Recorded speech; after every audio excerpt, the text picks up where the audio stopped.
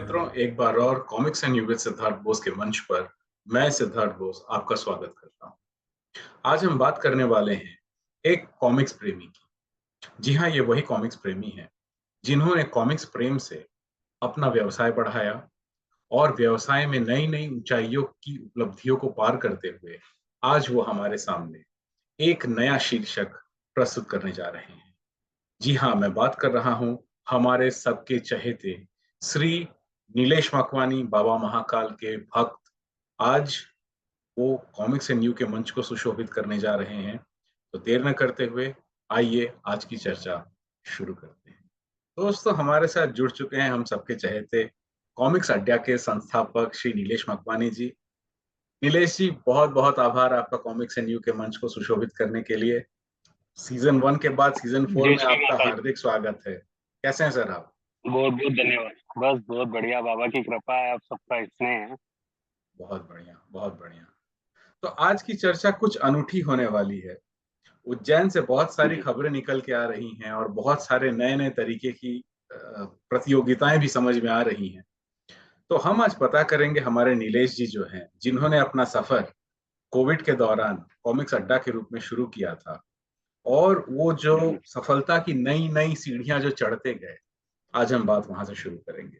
तो नीलेश जी, सर्वप्रथम आप बताएं, हमें तो पता है कॉमिक्स अड्डा एक मनपसंद जगह है जहां से हम लोग जो है अपनी चुनिंदा कॉमिक्स से खरीद सकते हैं। और कभी-कभी तो ऐसा जी होता है कि कॉमिक्स ऑर्डर करने के बाद कुछ अगर मिस हो जाता है तो भी आप जो है उसमें मदद कर देते हैं। ये मतलब आपका वैल्यू एड सर्विस बहुत ही उम्दा है और आपकी हर तरह से आपकी कस्टमर सर्विस जो है वो बहुत ही मतलब प्रशंसनीय है। मेरा सवाल ये बहुत है, बहुत धन्यवाद। आप तो भाई जी सेलर थे, आप अच्छा खासा सेल कर रहे थे कॉमिक्स। करीब-करीब भारतीय इंडस्ट्री के साथ-साथ आपने और भी कई सारी कॉमिक्सें भी आपने जो है उपलब्ध करानी शुरू कर दी। अब कुछ देर बाद हमने देखा कि नीलेश मकवानी जो हैं अपना जो है हुलिया बदल रहे हैं। पहले वो कॉमिक्स लवर थे, फिर वो सेलर बने, अब फिर वो प्रकाशक भी बन गए और वो भी पहले सह-प्रकाशक बने। तो हम पता करना चाहेंगे आपके इस सफर के बारे में, आपकी इस यात्रा के बारे में। बताएँ सर। एक्चुअली सभी जानते हैं कि जब सीजन 1 के थ्रू भी मैंने ये जानकारी दी थी, और समय समय पर अपने पेज और ग्रुप में ये बताता रहता हूँ कि कॉमिक्स अड्डा शुरू कैसे हुआ। आप सभी मित्रों और प्रशंसकों के सहयोग से, पाठकों के सहयोग से ही शुरू हुआ है। लेकिन चूंकि जब मैं कोविड के समय में जब मैंने स्टार्ट किया था, बहुत लंबा गैप हो गया था मेरा कॉमिक्स की दुनिया से। लगभग मैं 15-16 साल के बाद वापस कॉमिक्स से जुड़ा था, तो मुझे इंडस्ट्री के बारे में ज्यादा जानकारी नहीं थी उस समय। जैसे मैंने पहले भी बताया था कि बुलसाई प्रेस के जो संस्थापक है रवि राज जी आहूजा जी, उन्होंने मुझे सब जानकारियां दी थी कि अभी कितने नए पब्लिकेशंस आ गए हैं, किस टाइप की कॉमिक्स आ गई है, क्या रेट चल रहे हैं। और सभी जानते हैं इंडस्ट्री में राज कॉमिक्स के बिना तो भारतीय इंडस्ट्री है ही नहीं। तो राज कॉमिक्स का जब मैंने स्टॉक लिया था, उसी टाइम पे जब मैंने वेबसाइट शुरू की थी, तब अदर पब्लिकेशंस के बारे में जानकारी मुझे रवि राज जी ने दी। और हमेशा मतलब एक तरीके से उस कॉमिक्स अड्डा को शुरू करने में उनका बहुत सहयोग रहा है। सभी प्रकाशकों ने बहुत सहयोग दिया है स्टॉक देने में। शुरू में मतलब कम स्टॉक से भी मैं स्टार्ट कर पाया था इन्वेस्टमेंट के तौर पर। तो सपोर्ट सभी का रहा, लेकिन जो गाइडेंस रहा वो रविराज जी का काफी सही मतलब रहा। वो मुझे समय समय पे बताते रहे हैं, मैं उनसे पूछ के नॉलेज लेता रहा कैसे। तो सह प्रकाशक में सबसे पहले रविराज जी ने ही मुझे ऑफर दिया था जालिम मांझा में एज ए सह प्रकाशक की भूमिका के लिए। तो कविराज जी से ऐसा कोई बिजनेस टर्म्स तो मेरे रहे नहीं, और ना मुझे नहीं लगता भविष्य में कभी ऐसे होंगे। वो एक परिवार की तरह ही मित्र ही हैं। तो हम लोगों ने ना, उन्होंने ना मैंने ना कोई प्रॉफिट शेयरिंग कुछ भी डिस्कस नहीं किया। बस एज ए सह प्रकाशक जो जो वो चाहते थे मैंने उनको प्रोवाइड किया, और उन्होंने मुझे एज ए सह प्रकाशक का जालिम मांझा जो सेकंड इशू आया था उसमें मुझे एज ए सह प्रकाशक इंट्रोड्यूस किया। उसके बाद जब याली ड्रीम्स क्रिएशन का काम उन्होंने स्टार्ट किया था, तब अश्विन जी भी एज ए सह प्रकाशक कोई हाउस देख रहे थे। तो उन्होंने रविराज जी ने मेरा नाम सुझाया और उन्होंने मुझसे बात किया, तो हमारी ट्यूनिंग जमी। और एजे याली के साथ भी एजे प्रकाशित कुछ किताबें मेरी आ चुकी हैं कॉमिक सभा की। तो एजे प्रकाशक चीजें सीख रहे हैं। मन था काफी, जब छोटे थे, जब लाइब्रेरी चलाते थे, रेंट पे कॉमिक से देते थे, कि ऐसा कुछ अपना भी होगा। तो वही है, आप सब मित्रों से के सहयोग से और बाबा के आशीर्वाद से जो जो बचपन में सोचा था वो धीरे धीरे पूरे होते आ रहा बहुत है। बढ़िया, और बहुत बढ़िया। जी, बताएं। फिर प्रकाशक के तौर पर भी अभी सिर्फ दो कॉमिक्स ही आई हैं मेरी। एक एक तो हनुमान चालीसा, वो उसे हम कॉमिक्स की गिनती में नहीं गिनेंगे, और उसे किसी भी श्रेणी में लेना, मतलब हम उस लायक नहीं कि उसे किसी श्रेणी में लेंगे। बस मेरा मन था कि बाबा से शुरुआत करनी है प्रकाशक के तौर पर। तो मैंने हनुमान चालीसा का प्रकाशन किया था 2023 में। और उसकी सेल बताना मतलब एक तुच्छता ही कहलाएगी, लेकिन वो मैंने जितना प्रिंट किया था वो खत्म हो गया। और उस समय काफी पाठकों ने सुझाव दिए थे कि इसमें अगर अनुवाद होता तो अच्छा। तो जब मुझे सेकंड प्रिंट रन करना था, उस टाइम पे मैंने उसका एज मतलब हिंदी और इंग्लिश अनुवाद सही फिर से रिप्रिंट करवाया था अभी। और फिर एक अंतरिक्षी बिल्ली बच्चों के लिए कॉमिक्स निकाली थी, क्योंकि वो पहली कॉमिक्स थी। हमको भी सीखने को काफी कुछ मिला, कुछ काफी कमियां भी रही उसमें, क्योंकि लक्ष्मण जी के आर्ट बहुत अच्छा है, लेकिन स्टोरी के तौर पर उसमें हमें काफी डायलॉग्स में रही, तो जिसे काफी हद तक रविराज जी ने अपने एंड पे सुधारा। लेकिन क्योंकि डायलॉग बहुत बड़े हो रहे थे, जो कि बच्चों के कॉमिक्स में इतना नहीं होना चाहिए, ये हमें सीखने को मिला, जो कि नेक्स्ट इशू में आपको ये शिकायत नहीं रहेगी। और बस अब चल रहा है इसी तरीके से और नए प्रोजेक्ट ये पे काम। सफर तो काफी रोचक रहा नीलेश जी, मुझे जो समझ में आता है। तो एक सह जी प्रकाशक से एक प्रकाशक, या फिर मैं कहूं कि आपका जो ये पूरी की पूरी जो आपकी जो जर्नी है, जो सफर है आपका, इसमें जब जब आपने सेलर से आप जब सह प्रकाशक बने, रविराज जी का बहुत बड़ा सहयोग था आपके साथ, आपको कई तरह की जी। चीजें समझ में आई। लेकिन कुछ ऐसी चीजें भी रही होंगी और कुछ ऐसे रुकावटें भी हुई होंगी जो आपको समझ में नहीं आ रही थी। अगर कुछ आप उसका अगर खुलासा कर पाए तो बहुत अच्छा होगा, क्योंकि बहुत सारे ऐसे मित्र होंगे जो आपको आज देख रहे होंगे, जिनकी मंशा होंगी कि हम भी अगर कुछ ऐसा कर सके। अगर आप कुछ बता पाए तो बहुत अच्छा रहे। हम्म, इस सवाल का तो मेरे पास फिलहाल कोई जवाब नहीं है, क्योंकि मुझे जो भी काम करा उसमें कहीं भी ऐसा कहीं नहीं लगा कि मैं रुक गया हूँ या कुछ परेशानी आई है। जैसे कार्यशैली में अगर रविराज जी का सहयोग रहा, तो मॉरल सपोर्ट और हिम्मत देने में आदरणीय संजय सर का बहुत बड़ा हाथ है। मतलब वो इंस्पिरेशन है, मतलब इस इंडस्ट्री के लिए अगर वो कोई तो काम युगम करता है है, जितना। उनसे बड़ा कौन है भारतीय कॉमिक बस जगत में। वो जब जब जब कुछ गलतियां हुई और उसके लिए ट्रोलिंग होती है, तो उसमें अपने आप को कैसे हैंडल किया जा सकता है, वो संजय सर से सीखा है मैंने। जी जी। शांत रहना, कूल रहना। उसके बाद कितनी भी विकट परिस्थिति हो, अगर कुछ परेशानी आ रही है, तो शांत रह के उससे कैसे निपटा जाए, वो संजय सर से सीखा है। बहुत तो बढ़िया। उनसे मॉरली सीखा। मनोज सर, जो राज कॉमिक्स बाय मनोज गुप्ता के, उनसे भी काफी चीजें सीखने को मिलती है अक्सर। मतलब कई बार जैसे कॉमिक कॉन में या ऐसे दिल्ली जाना हुआ, मुलाकात होगी, तो जो भारतीय कॉमिक्स इंडस्ट्री के पुराने पिलर्स हैं, इनसे मिलके, इनसे चर्चाएं करके बहुत कुछ सीखने को मिलता है। तो मुझे मेरे कार्य में बाधाएं, हर कोई भी काम करेंगे तो आती है, लेकिन ऐसी कोई रुकावट या ऐसी कोई बाधा नहीं आई कि जिसके लिए कुछ परेशान होना पड़ा। हर किसी समस्या का हल है, कोई ना। अपनी इंडस्ट्री में लोग कितनी ट्रोलिंग करे, कितनी नेगेटिव बातें करे, लेकिन एक इतनी अच्छी बात है कि सभी सपोर्टिव है सर।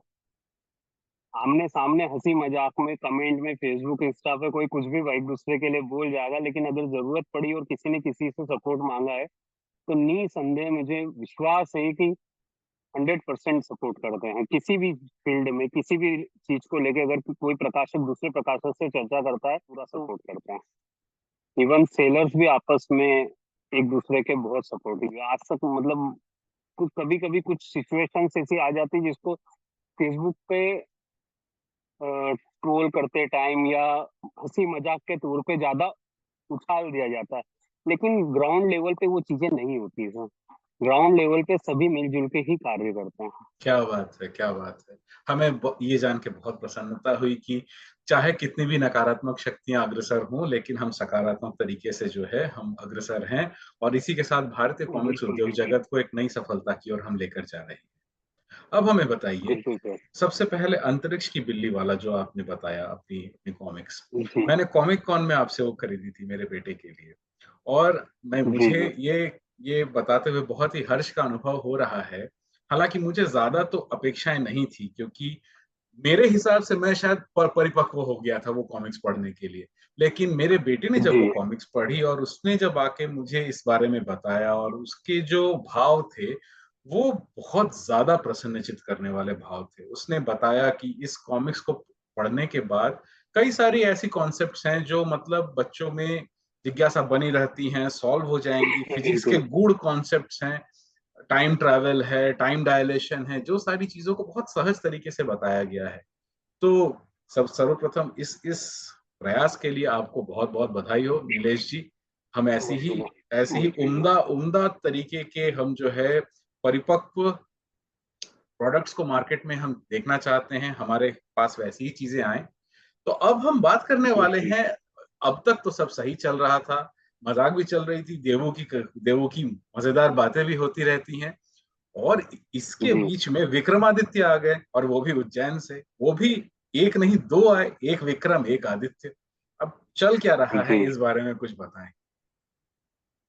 एक्चुअली जैसे कॉमिक्स को लेके मैंने बताया कि बचपन से सपना था कि ये सारी चीजें होनी चाहिए, मैं कर पाऊँ, वो सारी चीजें होती। ऐसे ही जब बचपन में ही आप हम जो भी कॉमिक्स प्रेमी जो आज पढ़ रहे हैं, हर एक बचपन में अपनी कोई स्टोरी बनाता है, सोचता है या कोई कंसेप्ट उसके दिमाग में रहता है। ये कंसेप्ट मेरे माइंड में बहुत, जब कॉमिक्स छोटे थे जब पढ़ते थे, आई थिंक मैं जब 13 14 साल 15 साल का हुआ हूँगा तब से था।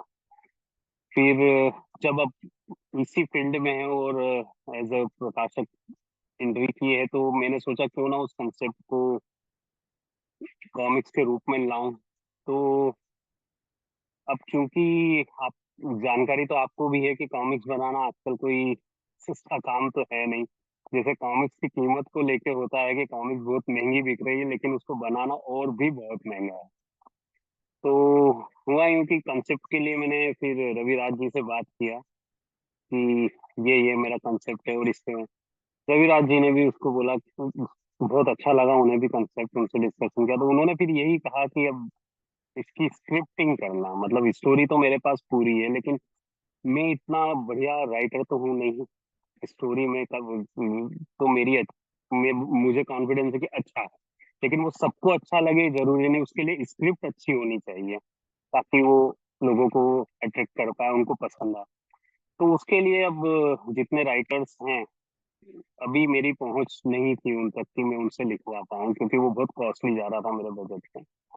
फिर एक आप और जैसे ही हमारे एक मित्र है कॉमिक्स प्रेमी है दीपक शर्मा जी, जिनको आपने कई कॉमिक्सों में एज ट्रांसलेशन केस में या प्रूफ रीडिंग केस में उनका नाम देखा होगा। ऐसे ही एक बार उनसे चर्चा करते करते उन उन्होंने मुझे कहा कि आप और हम मिलके कोशिश करते हैं स्क्रिप्टिंग की। मुझे आइडिया अच्छा लगा कि बुराई नहीं है। उसके बाद फिर उन्होंने मेहनत की स्क्रिप्टिंग में, हम दोनों डिस्कस करते रहते थे। फिर रविराज जी को भेजी, क्योंकि उन्हें काफी एक्सपीरियंस है इस चीज का। हमने तो हमारे, हो सकता है बचकानी हो, बेकार लगे, कुछ भी हो सकता है ना, अब अपना काम तो सबको अच्छा लगता है, लेकिन वो अच्छा तब होता है जब पढ़ने वाले को अच्छा लगे। तो रविराज जी ने हमें बहुत मतलब हौसला दिया कि काम अच्छा है लेकिन काफी कमियां हैं शुरुआत। फिर उन्होंने हमें कहीं स्क्रिप्टिंग सेंड की कि स्क्रिप्ट राइटिंग इस टाइप से होती है, थोड़ा इस पे वर्क कीजिए और समय लीजिए। इस तरीके से इसको करने में काफी समय लगा हमको स्क्रिप्ट फाइनल करने में। उसके बाद स्क्रिप्ट फाइनल हुई, हमने उसमें कुछ चेंजेस किए, थोड़े सुधार के हमारे लेवल तक। रवि राज जी सेटिस्फाई हो पाए उस लेवल तक उसको सही किया, और उसके बाद फिर उस पे वर्किंग स्टार्ट। और अच्छी बात यह है कि अब आर्टिस्ट देखना बड़ा काम था, क्योंकि जितने भी अभी आर्टिस्ट के नाम काम चल रहे हैं वो सभी किसी न किसी प्रोजेक्ट में व्यस्त थे, और मैं और ज्यादा डिले नहीं करना चाहता था। मेरा मन था इसे जल्दी लाने का। तो जो अच्छे आर्टिस्ट जितने हैं वो सब व्यस्त थे टाइम की। मैंने जिनसे भी डिस्कस किया वो उनके ऑनगोइंग प्रोजेक्ट थे। किस्मत की बात है कि इंस्टा पे मुझे उज्जवल भार्गव जी का पोर्टफोलियो दिखा, मुझे काफी अच्छा लगा। उस टाइम तक वो चहल पहल का डिस्कशन नहीं था कहीं पर भी, मतलब मुझे आइडिया नहीं था कि वो चहल पहल कर रहा है। तो ये अल्फा के पहले तो प्रो मुझे अल्फा बन गए आप फिर। नहीं नहीं ऐसा नहीं। हाँ लेकिन हाँ, अल्फा जब चहल पहल उनकी रिलीज हुई उसके पहले उज्जवल जी काम स्टार्ट कर चुके थे। जब चहल पहल रिलीज हुई थी फर्स्ट, उसके पहले उज्जवल जी काम स्टार्ट कर चुके थे इसमें।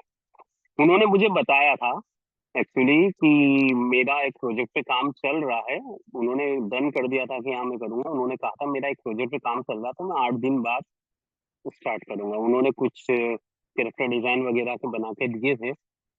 फिर जब अल्फा का एड आया तब मुझे पता चला कि उज्जवल जी अल्फा का काम कर रहे हैं। मैं शौक था, मतलब मैंने तो ऐसे न्यू कमर ही उन्हें सिलेक्ट किया था। तो बाद में पता चला इतने बड़े बड़े प्रोडक्शन हाउस में उनका चल रहा है ऑलरेडी वर्क। मतलब अगर संजय सर ने चूज किया है तो बढ़िया ही होंगे। तो मतलब भविष्य तो लकीली उज्जवल ही मुझे होगा बढ़िया। उज्जवल जी का, फिर क्या सोचना है। बिल्कुल बिल्कुल बिल्कुल। तो मैंने एक्चुअली जब उनके आर्ट पोर्टफोलियो मैंने रवि राज जी से शेयर किया था, तो रवि राज जी ने बताया शायद उनका पहले भी डिस्कशन हो चुका था उज्जवल से किसी टॉपिक पे। तो बोले कि नहीं अच्छा है, अपन बात कर सकते हैं। फिर उज्जवल जी से बात किया, उन्होंने डन किया। बाद में फिर चहल पहल में उनका आर्ट देखा तो फिर कॉन्फिडेंस और बढ़ गया। जब तक उन्होंने दो एक पेज बनाया था हमारे लिए कि आर्ट अच्छा ही रहेगा, थोड़ा बहुत हम उनसे चेंजेस जो होता रहता बता रहे थे। तो अभी अच्छी बात यह है कि आर्ट कंप्लीट हो चुका है। बाकी देखते हैं फ्लोर पे कब तक आते हैं। अब ये स्टोरी के बारे में अगर कुछ बता पाए तो थोड़ा मजा आएगा। जो पढ़ के समझ में आता है ये कुछ एक्शन एडवेंचर थ्रिलर जैसी लगती है। सस्पेंस थ्रिलर स्टोरी है। जी। जैसे अपने काफी टाइम से ऐसे रहस्यमय स्टोरी आ नहीं रही है कॉमिक इंडस्ट्री में। I think Raj Rahman I think last जी। कॉमिक्स थी, उसके बाद से ऐसी कोई और मेरा कॉन्सेप्ट इसी टाइप पे था। नहीं सॉरी मैं भूल गया, अभिराज भी डिटेक्टिव उसके ऊपर ही थी, लेकिन उसके बाद अभी कोई आई नहीं। तो इसलिए मैं इसी जेनर पे काम करना चाह रहा था कि इस जेनर के कोई कॉमिक्स आए। और चूंकि ये कंसेप्ट काफी टाइम से मेरे माइंड में था तो मैं इसको लाना चाह रहा था। ये एक सस्पेंस थ्रिलर है, और जो कि माइथोलॉजिकल एडेड है, मतलब प्राचीन सभ्यता से कनेक्टेड है। अब चूंकि ये परमानेंट ही कैरेक्टर रहने वाला है कॉमिक्स हो जाएगा, तो इसको और आगे एक्सप्लोर किया जाएगा। अभी फर्स्ट कॉमिक्स में तो एक केस सॉल्व होगा, स्टोरी खत्म हो जाएगी। बाकी इसके बारे में आपको आगे की कहानियों में विक्रम और आदित्य के बारे में जानकारी मिलती रहेगी कि वो कैसे कनेक्टेड है, विक्रम कौन है, आदित्य कौन है, और कैसे ये साथ में है और क्यों साथ तो ये तो समझ में आ गया कि ये एक एकल कथा है, मतलब सिंगल शॉट है। कितने पेज की हम में। एक्सपेक्ट जी कर रहे हैं इसको? सर 48 पेजेस का। 48 पेजेस में एक कसी हुई कहानी नीलेश मकवानी जी द्वारा। और जी ये कब तक आने की संभावना है नीलेश जी? प्रयास सर जुलाई के अंतिम सप्ताह तक का है। बाकी देखते हैं कब तक पूरी हो से कोशिश पूरी है जुलाई एंड तक की, नहीं तो अगस्त में तो रिलीज हो ही जाएगा। तो राजन इकबाल, राम रहीम और उसके बाद जो है राज रहमान, तो मुझे नहीं लगता कि जी पाठकों को कोई भी संशय रहेगा इसे एक बार ट्राई करने के लिए। पढ़ें, जी अच्छी सर। लगती हैं तो बताएं, बुरी लगती हैं तो अवश्य बताएं, ताकि सुधार की आवश्यकता बिल्कुल समझ जरूर। में आए। नहीं वो तो जरूरी है सर, अगर उसके जो भी उसमें गलतियां हैं जो कमी है वो हमें पता पड़ेगी तभी हम नेक्स्ट इश्यू में उसको सुधार पाएंगे। क्योंकि हम जानते हैं कमियां होना स्वाभाविक है, क्योंकि ये पहला प्रोजेक्ट है। हम भी सीख ही रहे हैं, हो सकता है उसमें कुछ गलतियां रहेंगी ही। तो हम उसकी जानकारी हमें पाठकों से मिलेगी तो हम आगे सुधार करेंगे इसमें। आने वाले नए प्रकाशकों के बारे में आप क्या कहना चाहेंगे निलेश जी? क्या संदेश है जो अपना हाथ आजमाना चाहते हैं प्रकाशन की दुनिया में, वो भी भारतीय कॉमिक्स उद्योग की प्रकाशन की दुनिया में?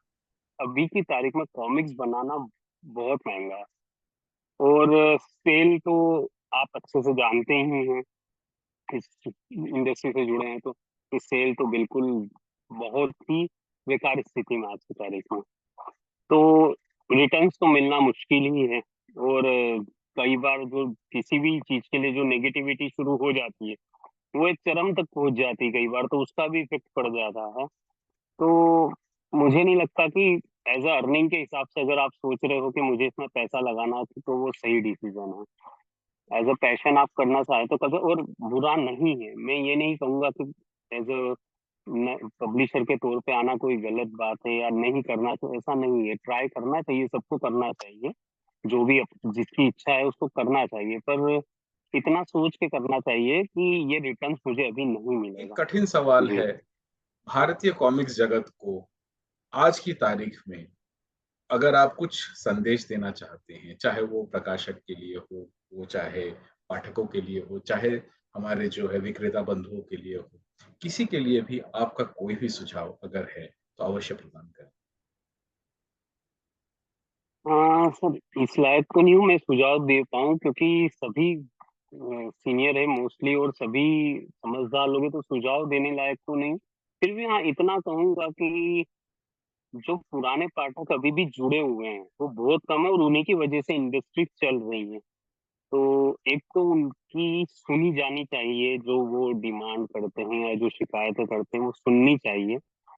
दूसरा, जो पाठक हैं वो कई बार कुछ पाठक हंसी मजाक में या किसी भी तौर पे या अपने पर्सनल ईगो के कारण या कुछ पर्सनल इशू हो उसके कारण कई बार कुछ ज्यादा नेगेटिविटी फैला देते किसी के लिए। तो बस उनसे निवेदन है कि आप आपकी जो शिकायत है वो एक सही लहजे में पहुंचाएं, तो किसी को भी सुनने में मेरे हिसाब से नहीं कि कोई प्रॉब्लम होनी चाहिए। सुझाव हर हर पाठक, हर प्रकाशक या विक्रेता सुझाव चाहता है। जैसे सुझाव इसलिए चाहता है कि जो भी कमी हुई है वो अगली बार सुधर सके, लेकिन कई बार क्या होता है, लैंग्वेज इस टाइप की हो जाती है, नेगेटिविटी इस टाइप की हो जाती है कि कोई दूसरा पाठक उससे नहीं जुड़ पाता है वो चीजें देखकर, तो वो अल्टीमेटली लॉस होता है। तो इसलिए कई बार ये होता है कि कई शिकायत रहती है कि भैया सुझाव लेना ही नहीं चाहते, ब्लॉक कर दिया, हमारी पोस्ट अप्रूव नहीं की। तो ये शिकायतें होती हैं, उनकी जायज की होती है, लेकिन वो कारण भी ये होता है कि इसलिए नहीं की जाती क्योंकि कोई दूसरे लीडर अफेक्ट हो जाते हैं। अगर वो सही तरीके से बोली गई बात होती है तो वो बिल्कुल सुनते हैं, हर प्रकाशक हर विक्रेता सुनता है। अभी एक टफ टाइम कॉमिक्स अड्डा के लिए भी आया था, जब मेरे पिताजी को हार्ट अटैक आया था और बाईपास सर्जरी हुई थी फरवरी में। तब से लेके अभी तक मैं काफी डिस्टर्ब चल रहा था काम काज।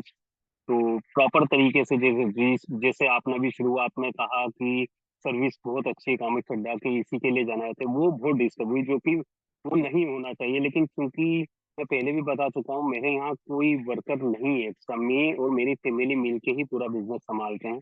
तो जब पापा का ऑपरेशन और बाईपास सर्जरी हुआ था, उस टाइम पे जब 20 से 25 दिन रहा, उस समय फैमिली भी डिस्टर्ब थी, सारे कामों में मैं भी था, तो काफी कुछ वर्क इफेक्ट हुआ।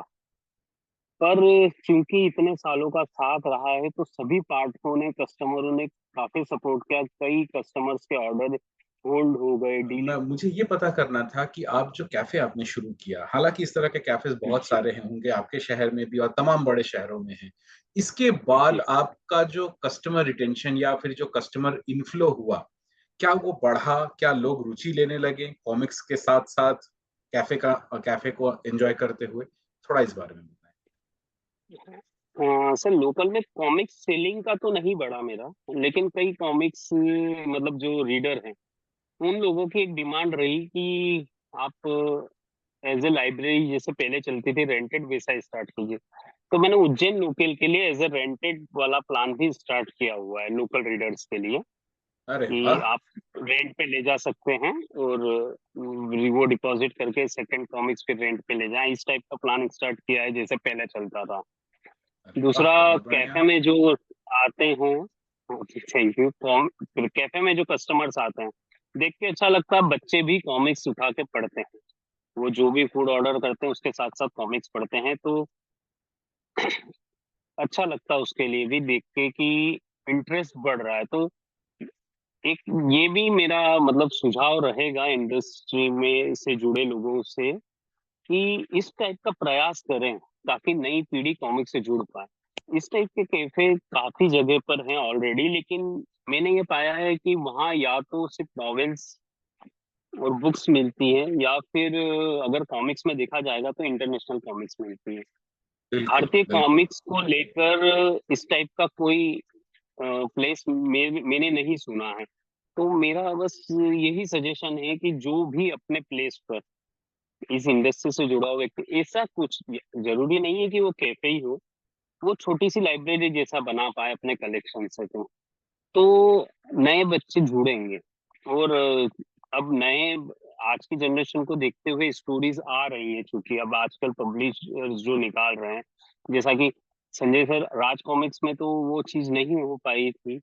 वो हम लोगों के टाइम के जो कैरेक्टर्स थे और स्टोरीज, लेकिन उन्होंने उसे भी अपग्रेड करने की कोशिश किया। जो नरक नाशक यूनिवर्स बनाया वो आज के हिसाब से और आज की जनरेशन अगर पढ़े तो पसंद करती है उसी में। अभी जो अल्फा के कैरेक्टर्स आ रहे हैं, जैसे अभी आपने रिसेंटली वाटाकाटू देख पढ़ी होगी, वो आज के बच्चे पसंद करेंगे। तो इस टाइप से सभी प्रकाशक अब आज के बच्चों के हिसाब से, आज के जनरेशन के हिसाब से कॉमिक से ला रहे हैं। तो अगर इस टाइप के प्लेस कहीं मिले लोगों को तो वो जुड़ पाएंगे। तो मुझे लगता है कि इंडस्ट्री को लाभ होगा।